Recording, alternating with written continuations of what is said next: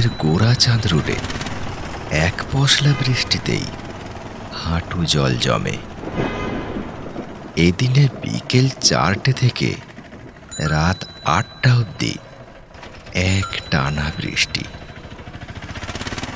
খবরের কাগজের আপিসে চাকরি করি। রাত 9টায় ডিউটি শেষ। বেরিয়ে দেখি বৃষ্টি বন্ধ। কাতারে কাতারে লোক বাস ট্রামের অপেক্ষায় এসপ্লানের জুড়ে ছুটোছুটি করে বেড়াচ্ছে। ভাগ্য ভালো, একটা বাসে গোঁত্তা মেরে ঢুকে গেলুম। আধ ঘন্টা পরে যখন গোরাচাঁদ রোডে বাস থামল, নেমেই দেখি অথই সাগর। বাড়ি পর্যন্ত এত জল ঠেলে এগোতে হলে নির্ঘাত নিউমোনিয়া হবে। এক রিক্সাওয়ালা 5 টাকা দর হাঁকল। ওই রিক্সা যাবে? যাবো বাবু। কোথায় যাবেন? থানার কাছে। যাবো। কত দিতে হবে? 5 টাকা। 5 টাকা? এই তো একটুকু মাত্র রাস্তা। 5 টাকার কমে যাবো নি বাবু, চলেন। সুপ্রিয় শ্রোতা বন্ধুরা, আপনাদের কাছে একটি বিশেষ অনুরোধ। আমাদের চ্যানেল বাংলা আড্ডাকে সাবস্ক্রাইব করুন। আপনাদের সহযোগিতা ও ভালোবাসা আমাদের একান্ত কাম্য।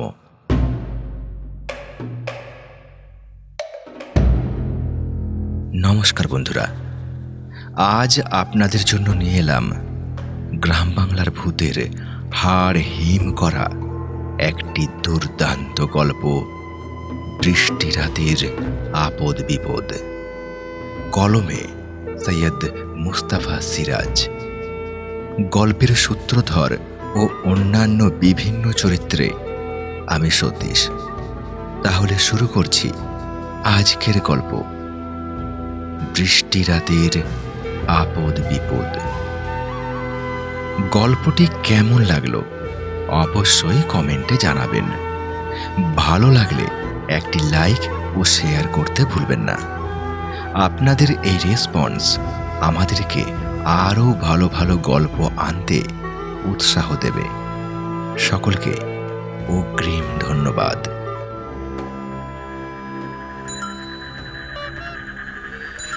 পাঁচ মিনিটের হাঁটার রাস্তার জন্য 5 টাকা।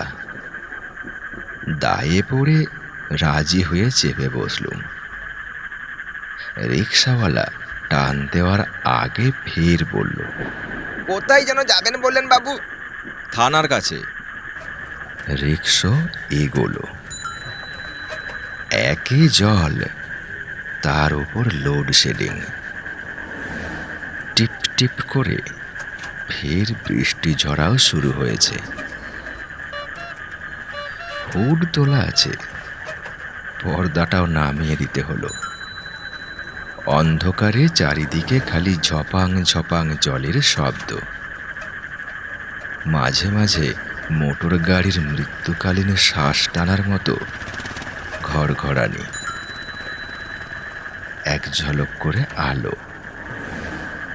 পর্দার ফাঁকে নোংরা নর্দমা উপচানো জলের বিদঘুটে হাসি মুখ। কিন্তু চলেছি তো চলেছি। বাড়ি সমান দূরত্ব থেকে যাচ্ছে। ভাবছি, আহা বেচারা রিক্সাওয়ালা, পেটের দায়ে এই অমানুষিক খাটুনি খাটছে।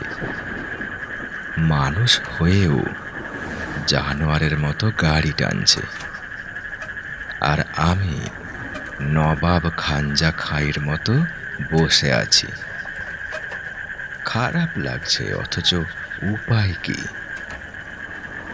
একটু জলে ভেজা সহ্য হয় না।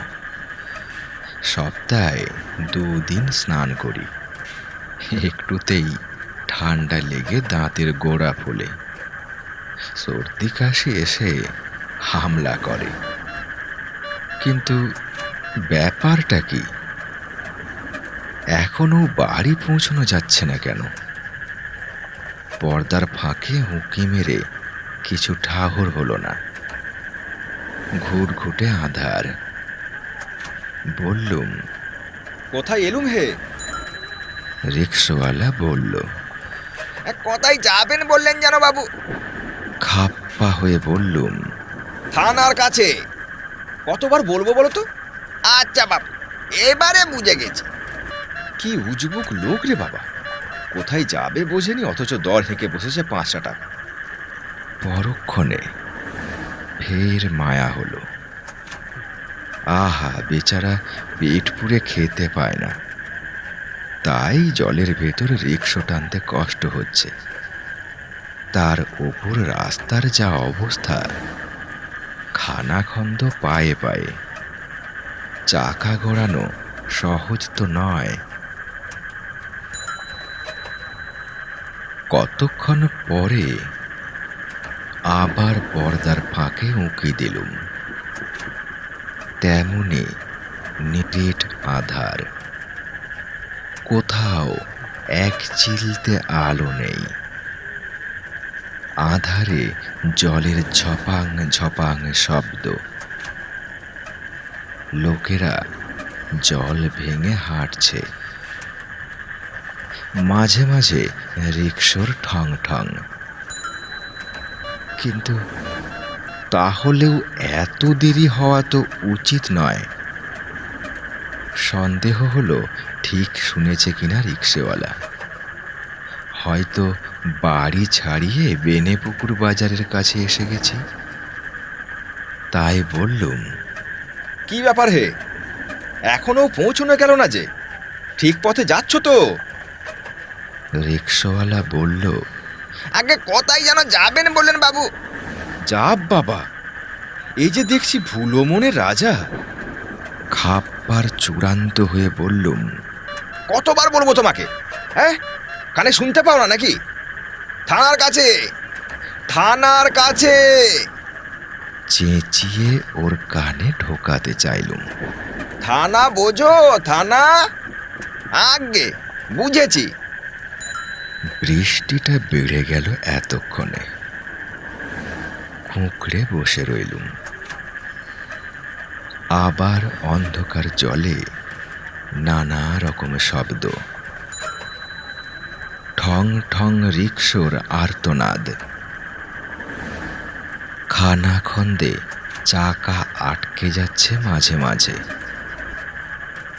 আরও কিছুক্ষণ পরে চেঁচিয়ে বললুম, এখনো থানার কাছে পৌঁছতে পারলে না? ব্যাপারটা কি? আগে কোথায় যেন যাবেন বললেন বাবু? আবার সেই কথা। গর্জে বললুম, রোকো, রোকো, আমি এখানে নামবো। এই যে এসে পড়েছি বাবু, একটু সবুর করুন। না না, এখানে নামিয়ে দাও, এখানেই নামাও আমাকে। রিকশাওয়ালা রিকশো থামালো। বলল, ওই তো পিলখানা, আলো জল জল করছে। হাঁটু জলে বৃষ্টির মধ্যে নেমে ওর হাতে 5 টাকার নোট গুঁজে দিয়ে সামনে বাঁ হাতি আলো লক্ষ্য করে এগিয়ে গেলুম। রিকশাওয়ালা রিকশা ঘুরিয়ে নিয়ে চলে গেল। আর বুঝতে অসুবিধা হলো না যে লোকটা কানে কম শোনে। বলছি থানার কাছে, সে শুনেছে পিলখানার কাছে। কিন্তু পিলখানা যে বলে গেল, সে আবার কি জিনিস? এ নাম তো কোশমিনকালে শুনিনি। বাঁ হাতের গেটের ভেতর একটা উঁচু 3 দিক খোলা দালানের চত্বরে লণ্ঠন সামনে রেখে এক বৃদ্ধ ভদ্রলোক বসে আছেন। মাথায় টাক, মুখে অমায়িক ভাব। জায়গাটা ঠাকুর দালান বলে মনে হয়। গেটের কাছে আমাকে দেখা মাত্র তিনি বলে উঠলেন, কি সৌভাগ্য, কি সৌভাগ্য! আসুন আসুন আসুন। আমি তো অবাক। ভাবলুম নিশ্চয়ই চেনেন টেনেন কোনো সূত্রে। ছাদের তলায় তো পৌঁছানো যাক। বৃষ্টিতে ভিজে একসা হয়ে যাচ্ছি। ভদ্রলোক একই ভঙ্গিতে বললেন, বসুন বসুন রামবাবু, তখন থেকে আপনার অপেক্ষা করছি। তবে বৃষ্টিটাও বড্ড বেশি আজ। বলে হাঁক দিলেন মুখ ঘুরিয়ে। কেষ্ট, ও কেষ্ট, বড় বাবু এসেছেন রে, শিগগির চা নিয়ে আয়। সর্বনাশ! আমাকে কোন রামবাবু ওরফে বড়বাবু ভেবে বসেছেন। রিক্সাওয়ালা কানে কালা, আর ইনি চোখে কম দেখেন নাকি? ঝটপট বললুম, দেখুন, আপনার বোধহয় ভুল হচ্ছে। আমি রামবাবু নই। রিক্সাওয়ালা ভুল করে আমাকে থানার বদলে এই পিলখানায়। কথা কেড়ে খি খি করে হাসলেন বৃদ্ধ। না না, ভুল করবেন কেন? ঠিক জায়গায় নামিয়ে দিয়েছে। অকেষ্টা চা কই রে? কি মুশকিল! কথাটা শুনুন, আমি রামবাবু নই। পেছন দিকের দরজা খুলে এক মূর্তির উদয় হলো। কালো কুচকুচে গায়ের রং, লিকলিকে পাকাটি গরণ, পরনে হাফ প্যান্ট আর গেঞ্জি। সাদা দাঁত বের করে বলল, বড় বাবু বরাবর এইরকম বলেন। বুঝলেন দাদুমণি? হ্যাঁ, বসুন বসুন, চা খান, পরে কথা হবে। সে এক কাপ চা প্লেট শুদ্ধ এনে লাল মসৃণ মেঝেই রাখল। তারপর সেই রকম হেসে চলে গেল। বৃদ্ধ বললেন, বসুন বসুন, কাজের কথা সেরে নেওয়া যাক চা খেতে খেতে। বেগতিক দেখে বললুম, প্লিজ শুনুন। প্রথম কথা, আমি রামবাবু নই। আর দ্বিতীয় কথা, আমি ভুল করে পিলখানায় চলে এসেছি। রিক্সাওয়ালা। ভুল কিসের? পিলখানার এখন সে দিন নেই। তাই একসময় এখানে নবাবের 30টা হাতি বাঁধা থাকতো, তাই পিলখানা নাম। পিল মানে হলো গিয়ে হাতি, এলিফ্যান্ট। এখন হাতি নেই, তার বদলে আমরা আছি। আমি, কেষ্টা, গোবর্ধন আর ওই হরি। হরি একটু পরে আসবে। হরি না হলে জমে না। ও গোবরা, গোবরা, দেখে যাকে এসেছেন। পেছনের দিকে কোত্থেকে কেউ খ্যান খ্যানে গলায় বলল। দাদুমণি। বৃদ্ধ বললেন, রামবাবু রে, রামবাবু, মানে আমাদের বড় বাবু, বুঝলি তো? যাচ্ছি দাদুমণি, যাচ্ছি। ওরে অকেষ্টা, হরিকে গিয়ে বল রামবাবু এসে গিয়েছেন। আমি ভাবলুম, ভুলটা যখন ভাঙছে না এদের, না ভাঙুক। বৃষ্টি রাতে এক কাপ গরম চা ছাড়ি কেন? তারপর ব্যাপারটা কোথায় গড়ায় দেখা যাক। চা খেতে থাকলুম। বৃদ্ধ বললেন, হ্যাঁ, যে জন্য খবর দিয়েছিলাম, ওর আসার আগে তার গোড়াপত্তন করা যাক। কথা হলো ওই ভোগলুকে নিয়ে। ভোগলু? ভোগলুকে? সেটাই তো বুঝতে পারছি না। শুনেছি ও পাশের ওই কবরখানার একটা গাছে কোত্থেকে এসে আড্ডা নিয়েছে। তা গাছে? গাছে কেন? আরে মাটি জুড়ে তো কবর, মুসলমানরা ওকে থাকতে দেবে কেন? ও তো হিন্দু, তাই খুব ঝগড়া হয়েছিল। শেষে রফা হয়েছে, গাছে তো আর কবর নেই, কাজেই গাছে ভোগলু আস্তানা করতেই পারে। বেশ, তারপর? তা ভোগলুর নাকি গাছে থেকে বৃষ্টিতে ভিজে খুব কাশি হচ্ছে, সারা রাত খক খক করে কাশে। তাই আমাদের এই পিলখানায় আশ্রয় চাই। এদিকে কেষ্টাদের তাতে আপত্তি, ভোগলুটা নাকি বেজায় নোংরা। ভোগলু সেটা বুঝতে পেরে রোজ রাতে ঢিল ছুঁড়ছে, তিষ্ঠনো যায় না। বলার সঙ্গে সঙ্গে খুট করে একটা ঢিল পড়ল তফাতে। 3 দিক খোলা ঠাকুর দালানের মণ্ডপের মতো চত্বর। ঝটপট সরে বসলুম। বৃদ্ধ চেঁচিয়ে উঠলেন, এই শুরু হলো কেসটা, গোবরা। কেসটাকে দেখেছি, গোবরাকে দেখলুম। একটা প্রকাণ্ড কুমড়ো বললেই চলে। পরনে কেসটার মতোই হাফ প্যান্ট আর গেঞ্জি। দুজনে এসেই চত্বরের একদিকে দাঁড়িয়ে ঘুষি পাকিয়ে অন্ধকারের দিক লক্ষ্য করে চেঁচাতে থাকলো। বগলু, দাঁতের মাটি খুলে নেব বলে দিচ্ছি। বৃদ্ধ উত্তেজিতভাবে বললেন, দেখলেন তো সচক্ষে রামবাবু, এর জন্য আপনাকে ডাকা। এর বিহিত না করলে তো থাকা যায় না। অনুমান করলুম ওদিকটায় তাহলে কবরখানা।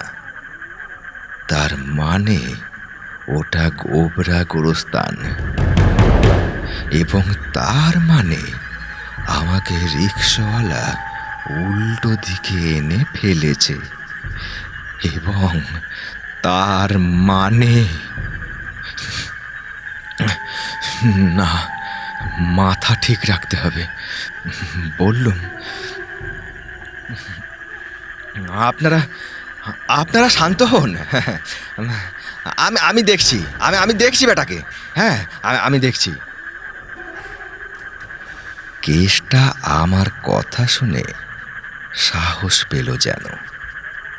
ফের চেঁচালো ভোগলুর উদ্দেশ্যে, কি হচ্ছে রে বগলে? দাঁড়া, রামবাবু যাচ্ছে। কে সে জানিস তো? বেনেপুকুর থানার বড় বাবু। তোকে বেঁধে গুঁতো মারতে মারতে হাজতে নিয়ে যাবে। অন্ধকার থেকে ভোগলুর কথা ভেসে এলো। अरे जा जा, कितना दारुआ ना हम देख लिया। बिहार मुल्लुक का कितना दारोगा भी ए भगलू को देखा। तो तेरा बांगाली दारोगा बाबू।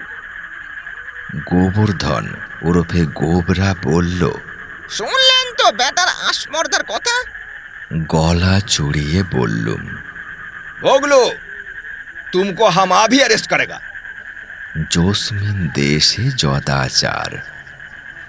যে জায়গায় এসে পড়েছি তাতে তালে তাল দেওয়া ছাড়া উপায় নেই।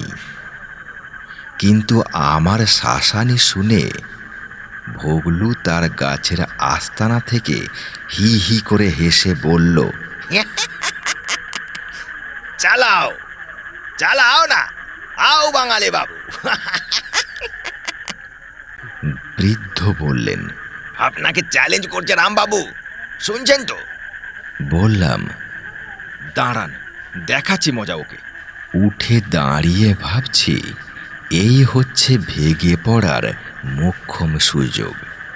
এমন সময়ে অন্ধকারে কবরখানার দিকে চেঁচামেচি শোনা গেল। কেসটা, গোবরা, দাদুমণি, চলে এসো শিগগির। বগলে বেটা ঠ্যাং ধরে ফেলেছি। চোর দে হরিয়া। সেই সঙ্গে চোর দে ভোগলুরও হরিয়া। চেঁচামেচি চলেছে। हम गिर जाने से हम फजलू खाका ऊपर में गिरेगा। वो कसाई আছে, हमको जबाई करेगा। छोड़ दे हरिया, छोड़ दे। চলে এসো শিগগির। হ্যাঁ, গাছের নিচে কসাই ফজলু খাঁয়ের কবর। তার উপর পড়লে গলায় ছুরি চালিয়ে দেবে। তাই ভোগলু ত্রাহি ত্রাহি আর্তনাদ করছে, কিন্তু হরি তার ঠ্যাং ছাড়ার পাত্র নয়। এদেরও ডাকছে। বৃদ্ধ, কেষ্টা আর গোবর্ধন ঝপাং ঝপাং করে জলে লাফিয়ে পড়ে অন্ধকারে অদৃশ্য হলো।